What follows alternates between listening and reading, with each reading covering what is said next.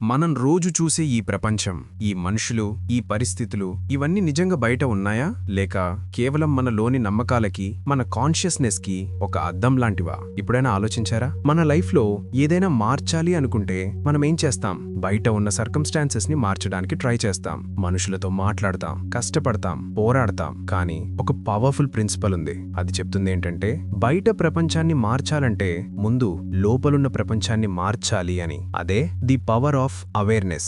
Point ఏంటంటే consciousness is the only reality.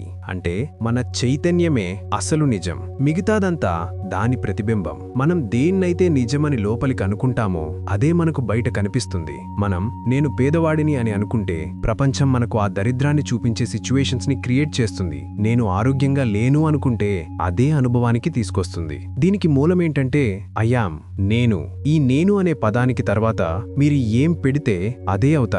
నేను ధైర్యవంతుణ్ణి, నేను విజయవంతుణ్ణి, నేను సంతోషంగా ఉన్నాను. ఈ స్టేట్మెంట్స్ ని మనం లోతుగా నమ్మినప్పుడు మన సబ్జెక్టివ్ రియాలిటీ అంటే మనలోని నమ్మకం ఆబ్జెక్టివ్ రియాలిటీగా అంటే బయట కనిపించే ప్రపంచంగా మారుతుంది. ఇక్కడ చాలా మంది చేసే మిస్టేక్ ఏంటంటే వాళ్ళ కరెంట్ సిచ్యువేషన్ ని చూసి దాన్నే నిజం అనుకుంటారు. ఫర్ ఎగ్జాంపుల్, బ్యాంక్ అకౌంట్లో డబ్బులు లేకపోతే నేను పేదవాడిని అని అనేసుకుంటారు. కానీ ఈ ప్రిన్సిపల్ ప్రకారం అది కేవలం గతంలో మీరు ఉన్న కాన్షియస్నెస్ యొక్క రిజల్ట్. ఫ్యూచర్ ని మార్చాలి అంటే ప్రెజెంట్ లో మీ కాన్షియస్నెస్ ని మార్చాలి. అంటే మీ బ్యాంక్ అకౌంట్లో ఏమున్నా సరే లోపలికి మీరు నేను సంపన్నుణ్ణి అనే ఫీలింగ్ లో, ఆ స్టేట్ ఆఫ్ బీయింగ్ లో ఉండగలగాలి. మీరు మీ లైఫ్ కి డైరెక్టర్ అనుకోండి. మీ లోని నమ్మకాలు, మీ అజంప్షన్స్ అవే స్క్రిప్ట్. బయట ఉన్న మనుషులు, పరిస్థితులు యాక్టర్స్ మాత్రమే.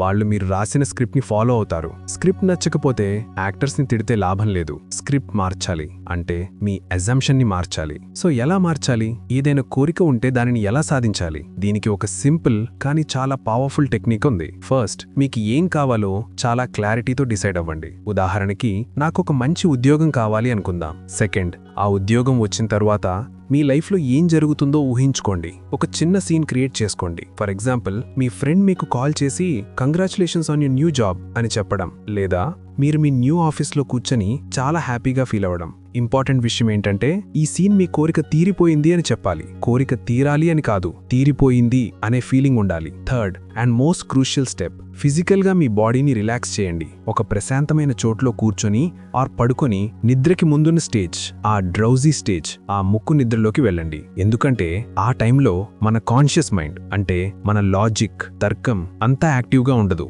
అప్పుడు మనం సబ్ కాన్షియస్ మైండ్కి సజెషన్స్ ని చాలా ఈజీగా ఇవ్వచ్చు. ఆ స్టేట్లో మీరు క్రియేట్ చేసుకున్న ఆ చిన్న సీన్ ని మళ్ళీ మళ్ళీ రిపీట్ చేయండి. జస్ట్ ఊహించుకోవడం కాదు, దాన్ని ఫీల్ అవ్వాలి. మీ ఫ్రెండ్ కంగ్రాచులేట్ చేస్తుంటే ఆ ఆనందాన్ని ఫీల్ అవ్వాలి. ఆ మాటలు వింటున్నట్టు అనిపించాలి.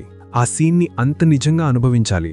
అంటే అది నిజమనే భ్రమను కలిగించే వరకు చేయాలి. అలా చేసి ఆ ఫీలింగ్తోనే నిద్రలోకి వెళ్ళిపోవాలి. మీరు ఈ ప్రాసెస్ని రిపీట్ చేస్తూ ఉంటే మీ సబ్ కాన్షియస్ మైండ్ ఆ కోరిక అయిపోయింది అనే విషయాన్ని యాక్సెప్ట్ చేస్తుంది. ఒకసారి సబ్ కాన్షియస్ యాక్సెప్ట్ చేసింది అంటే అది ఎలా జరగాలి, ఎవరి ద్వారా జరగాలి అంతా అదే చూసుకుంటుంది. మనకు తెలియకుండానే మనల్ని కరెక్ట్ యాక్షన్స్ తీసుకునేలా చేస్తుంది. కరెక్ట్ పీపుల్ని మన లైఫ్లోకి తీసుకొస్తుంది. ఒక అమ్మాయి ఉందనుకోండి, ఆమెకు పెళ్లి చేసుకుని చాలా సంతోషంగా ఉండాలి అని కోరిక. ఆమె ఎప్పుడూ నాకు పెళ్లి కావాలి, నాకు పెళ్లి కావాలి అని అనుకుంటే ఆమె పెళ్లి లేని స్టేట్లోనే ఉంటుంది. దానికి బదులుగా ఆమె తను పెళ్లయిన మహిళ అనే స్టేట్లోకి రావాలి. తన వేలుకు ఉన్నట్లు ఒక రింగ్ని ఊహించుకుని దాని స్పర్శని ఫీల్ అవ్వచ్చు. తన పేరు తర్వాత తన భర్త పేరు చేర్చుకుని పిలుచుకున్నట్టు ఊహించుకుని సంతోషపడచ్చు.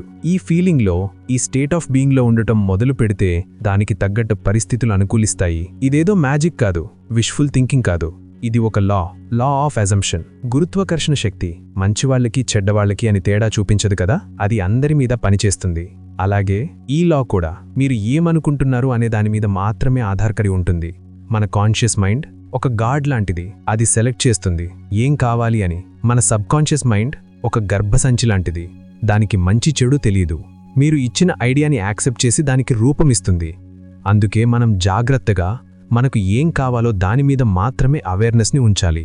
సో మీలో ఎవరైనా ఏదైనా విషయంలో ఇబ్బంది పడుతూ ఉంటే, ఆరొక గోల్ని రీచ్ అవ్వాలి అని ట్రై చేస్తూ ఉంటే, బయట ప్రపంచంతో పోరాడటం ఆపేసి కొంచెం సమయం తీసుకుని లోపలికి చూడండి. మీరు ఇప్పుడు ఉన్న స్టేట్ ఆఫ్ కాన్షియస్నెస్ ఏంటో గమనించండి. దానిని మీకు కావాల్సిన స్టేట్ ఆఫ్ కాన్షియస్నెస్గా మార్చుకోండి. Don't try to change people. They are only messengers telling you who you are. Revalue yourself and they will confirm the change. మీరు ఎవరు అనేది మీ పరిస్థితులు డిసైడ్ చేయవు. మీరు ఎవరు అనేది మీరే డిసైడ్ చేసుకుంటారు.